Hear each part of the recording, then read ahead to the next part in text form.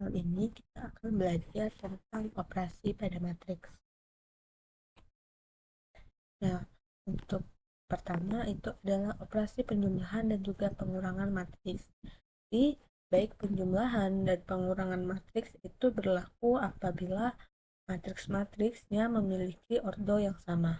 Nah, bagaimana cara menjumlahkan dan juga mengurangkan suatu matriks? Itu dengan mengoperasikan elemen-elemen matriks yang bersesuaian.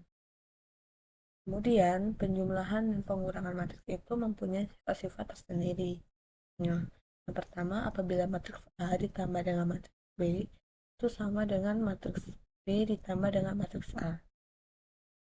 Dan eh, ada juga sifat yang apabila matriks A ditambah dengan matriks B ditambah C, yang mana B dan C itu dioperasikan terlebih dahulu, itu sama dengan ketika mengoperasikan matriks A ditambah matriks B terlebih dahulu, baru ditambah dengan matriks C. Kemudian ada juga sifat apabila matriks A ditambah dengan matriks 0, itu sama dengan matriks 0 ditambah matriks A, yang mana akan menghasilkan matriks A itu sendiri. Dan ada juga sifat pengurangan, di mana matriks A dikurang matriks B itu sama dengan A ditambah min B, atau inverse dari matriks. Nah, untuk lebih memahaminya lagi, di sini ada contoh. Jadi, di sini ada dua buah matriks yang diketahui, yaitu matriks A dan matriks B. Nah, yang dicari adalah penjumlahan dari dua buah matriks ini. Nah, seperti sudah kita bahas di awal bahwa eh, agar suatu matriks itu bisa dijumlahkan atau dikurangkan itu harus mempunyai ordo yang sama.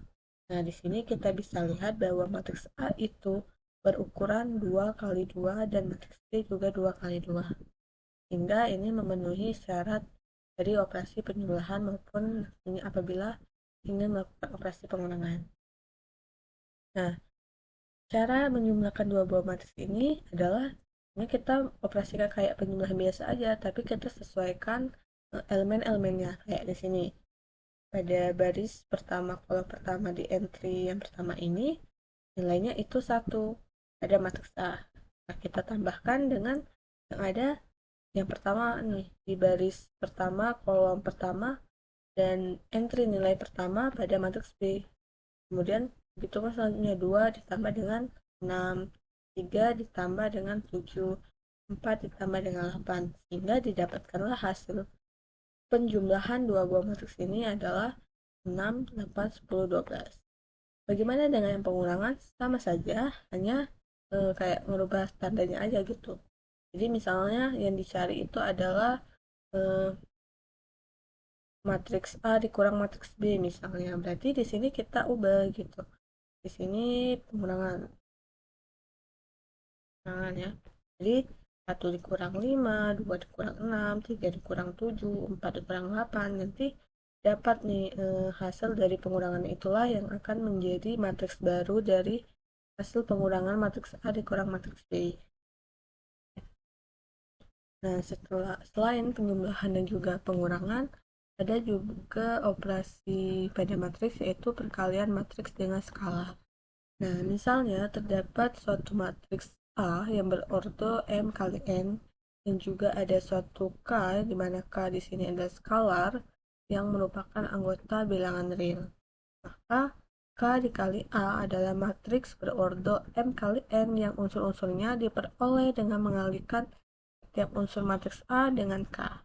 Nah, perkalian inilah yang kita sebut dengan perkalian skalar. Perkalian matriks dengan skalar itu mempunyai sifat-sifatnya. Nah, untuk matriks A dan B yang berorder sama itu berlaku K atau skalar. A ditambah B itu sama dengan KA ditambah KB. Apabila ada dua skalar, berarti K1 K2 dikali A itu sama dengan K1 K2 dikali A. Sama dengan K2 kali K1 dikali A. Kemudian jika K1 ditambah K2 dikali A itu sama dengan K1A ditambah K2A. Nah, selain perkalian dengan skalar, ada juga perkalian dua buah matriks. Jadi, Perkalian dua matriks itu akan terdefinisi dengan syarat banyaknya kolom pada matriks pertama itu sama dengan banyaknya baris pada matriks kedua. Misal nih ada matriks A yang berordo M kali N dan B atau matriks B berordo N kali O. Maka perkalian dari matriks AB itu akan menghasilkan suatu matriks yang berordo M kali O. Karena syarat perkalian dua matriks itu tadi apabila kolom pada matriks pertama itu sama dengan banyaknya baris pada matriks kedua. Sebagai contoh, misal di sini ada dua matriks. Matriks A-nya itu berordo 2 kali 3 dan matriks B 3 dikali 2. Nah, kolom di matriks A itu kan sama dengan baris pada matriks B, sehingga ini terdefinisi sebagai perkalian dua matriks, yang mana nantinya matriksnya itu akan menghasilkan matriks AB berordo 2 dikali 1. Nah, kalau misalnya kita balik nih, matriks B-nya ordonya 3 kali 1 dan matriks A-nya 2 kali 3. Nah, ini kan kolom matriks B ini kan tidak sama ya dengan baris pada matriks A ini, sehingga ini tidak bisa terdefinisi sebagai perkalian matriks karena tidak memenuhi syarat ordo perkalian matriks. Nah, kemudian untuk cara bagaimana mengalihkan dua buah matriks itu adalah dengan menjumlahkan hasil perkalian dari elemen-elemen dengan baris dan kolom yang bersesuaian.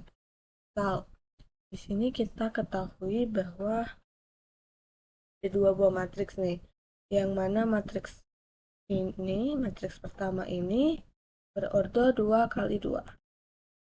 Dan matriks yang kedua ini ordonya 2 kali 3. Kita lihat terlebih dahulu apakah kedua matriks ini apabila dikalikan memenuhi syarat begitu.